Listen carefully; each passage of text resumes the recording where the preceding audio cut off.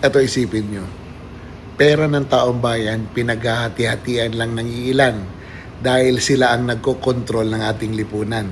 Sila ang namamahala ng ating bayan. So kukonti lang ang kanilang pagbibigyan para makontrol na yung buong bayan. Anong ibig ko sabihin? Yung lumabas na listahan ng mga binigyan ng mga congressman, o ibig sabihin nun, yung Malacanang kontrolado na lahat kasi lahat ng mga politiko na ating ibinoto para maging representante natin, ayun, kawatan na rin. Kaya walang mangyayari sa bayan natin pag ganyan. Di ba? Oh, klaradong-klarado yung listahan ng mga inilabas. Pati si Sandro Marcos tumanggap. Can you imagine?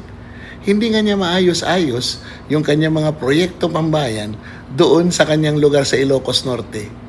Kumukuha pa galing sa proyekto ng iba. Can you imagine? These people have the heart to tell the people na mahal namin ang taong bayan and that we are serving you at pinagsisilbihan namin kayo ng totoo. Maniniwala ba kayo?